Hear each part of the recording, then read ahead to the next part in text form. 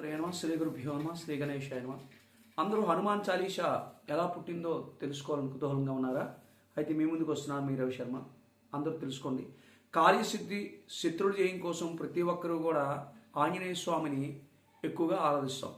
హనుమాన్ చాలీసా పారాయణ చేస్తారు. అయితే పరమ పవిత్రమైన హనుమాన్ చాలీసా ఎక్కడ పుట్టింది, ఎవరు రాశారు, ఎప్పుడు పుట్టింది, ఈ హనుమాన్ చాలీసా విషయాలన్నీ కూడా తెలుసుకుందాం. ముందుగా ఆంజనేయ స్వామి భక్తులు హనుమాన్ చాలీసాకు సంబంధించిన ఈ వాస్తవం సంఘటన గురించి తప్పకుండా మీ అందరూ తెలుసుకోవాలి.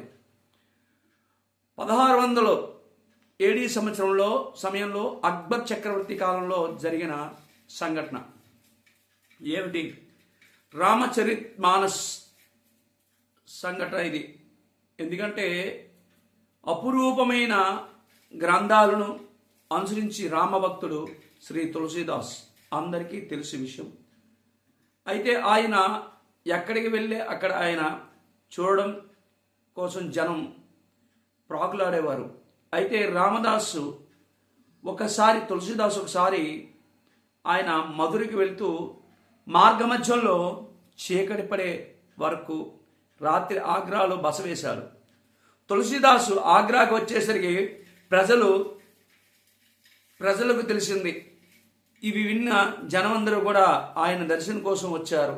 అయితే ఆ యొక్క ప్రాంతానికి పరిపాలించే రాజు అక్బర్ ఈ విషయం తెలిసింది. సహజంగా రాజుకు ఉండే అతిశయంతో పాటు కొంత ఉత్సాహంతో ఇంతమంది చూడాలని ఆతృతపడుతూ తులసీదాసు ఎవరు అని ఆరా తీశాడు. అక్బర్ చక్రవర్తి బీర్బల్ ఈ తులసీదాసు ఎవరు అని అడగ్గా బీర్బల్ తులసీదాస్ గొప్ప రామభక్తుడు, ఈయన రామచరణ్ మానస్ అనుసరించాడు, నేను కూడా ఇప్పుడే ఆయన్ని చూసి వస్తున్నాను అని చెప్పాడు. అయితే విన్న అక్బర్కు కూడా తులసీదాసును చూడాలనిపించింది. తాను గొప్ప రాజన్నన అతిశయంతో అక్బర్ తులసీదాస్కు ఎర్రకోటకు హాజరవ్వాలని చక్రవర్తిని సందేహం పంపాడు. సైనికులతో పంపేసరికి వెంటనే తులసీదాస్ తాను శ్రీరామ భక్తుణ్ణి, ఎర్రకోటకు వెళ్ళి చక్రవర్తిని కలుస్తాను, చేయవలసింది ఏమీ లేదని స్పష్టంగా చేస్తూ ఎర్రకోటకు వెళ్ళడానికి నిరాకరించాడు. చక్రవర్తి అంతటివాడు కూడా ఆహ్వానం పంపితే తులసీదాసు నిరాకరించాడని అక్బర్కు ఆగ్రహం తెప్పించి వెంటనే భటులను పంపించి తులసీదాసు గొలుసులతో బంధించి ఎర్రకోటకు తీసుకురావాలని ఆదేశం పంపాడు. ఎర్రకోటకి వచ్చిన తులసీదాస్ చూసి, అక్బర్, నీ దగ్గర ఎన్నో మహిమలు ఉన్నాయి విన్నాను, నాకు కూడా ఆ మహిమలను చూపించండి అనగా అందుకు తులసీదాస్ తాను కేవలం శ్రీరామ భక్తుని మాత్రమే నా దగ్గర మహిమలు చూపించగల యాంత్రికుని కాదని అన్నారు. అయితే తులసీదాస్ మాట విన్న అనుగ్రహించి అక్బరు అతనితో చెరసాల్లో బంధించి ఆజ్ఞాపించాడు. తులసీదాస్ సంబంధించిన 2వ రోజు లక్షలాది కోతులు ఏకకాలంలో ఆగ్రాలో ఎర్రకోటపై దాడి చేసి మొత్తం కోటను నాశనం చేశారు. ఎర్రకోటలో ప్రజలందరూ కూడా భయభ్రాంతులై గురయ్యారు.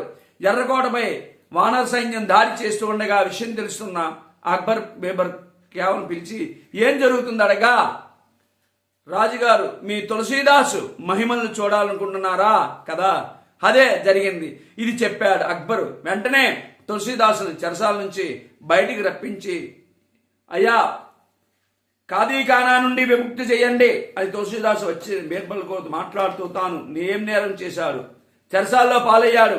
చెరసాల్లో ఉన్న సమయంలో తాను శ్రీరాముని, హనుమంతుణ్ణి ప్రార్థించి అనుకోకుండా నా యొక్క చేతులను ప్రార్థిస్తూ రాసుకున్నవంటి ఇవన్నీ హనుమాన్ అంకిత అన్నారు.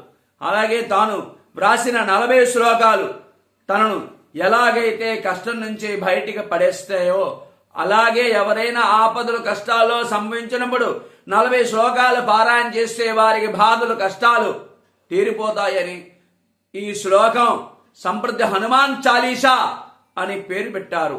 తొందరపాటుతో చక్రవర్తిని గర్వంతో తాను చేసిన పనికి అక్బర్ సిగ్గుపడి తులసీదాస్ క్షమాపణలు చెప్పారు.